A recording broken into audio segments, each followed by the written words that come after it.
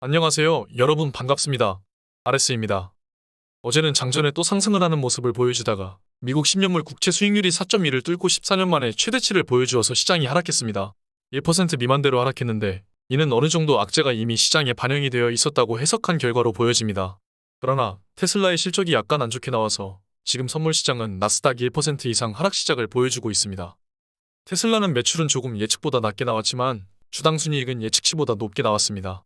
장후에 무려 6% 이상 급락을 보여주고 있는데 이는 좀 과한 반응이 아닌가 싶습니다.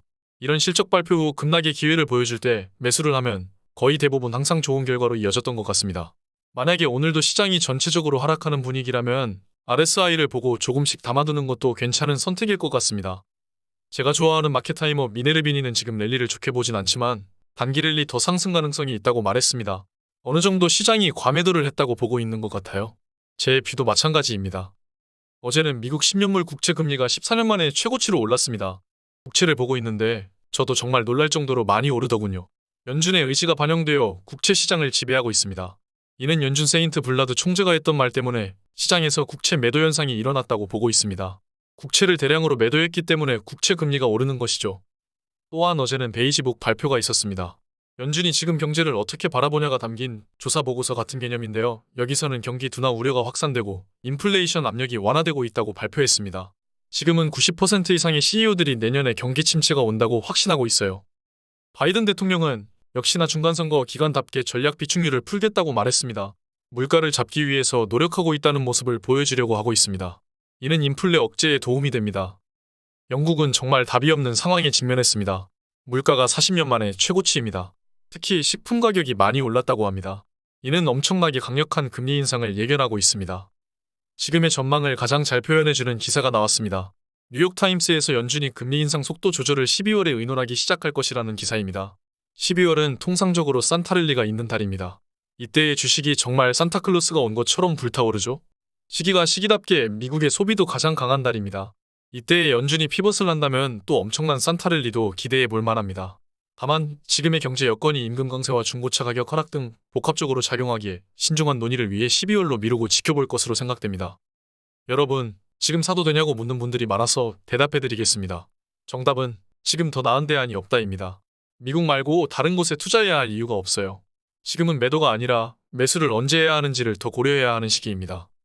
이 표는 전 세계적으로 생산과 서비스 PMI 지수를 나타낸 그래프입니다. 지난 닷컴 버블과 금융위기에서 엄청난 하락을 보여주었고 코로나 때에도 엄청나게 하락했었죠.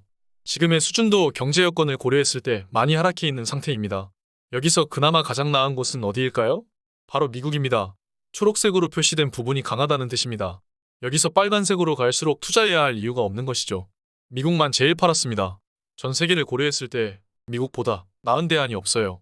한국도 보시면 답이 없습니다. 지금의 인플레이션 상황을 보시면 아주 새빨간 색인 걸 볼 수 있습니다. 물가가 최악인 상황으로 보입니다만 글로벌 공급망을 본다면 최악의 상황을 통과했다고 볼 수 있습니다. 인플레가 점점 더 완화가 될 것입니다. 21년 말부터 공급망이 엄청나게 안 좋았었는데 점차 완화되는 그림을 볼 수 있죠.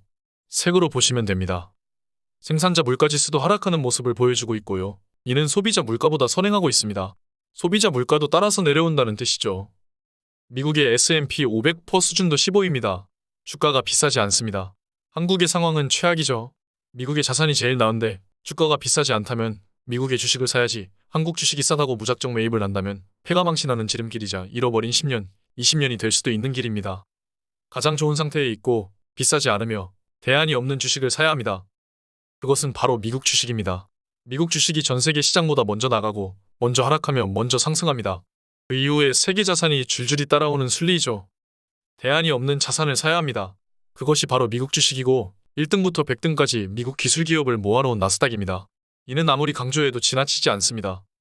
10년 동안 계속 1등을 해온 주식은 바로 미국입니다. 그냥 무지성으로 미국을 찬양하는 것이 아닙니다. 저도 미국 한 번도 안 가봤습니다. 그러나 어쩔 수 없기 때문입니다. 지구에서는 미국이 가장 나은 대안입니다.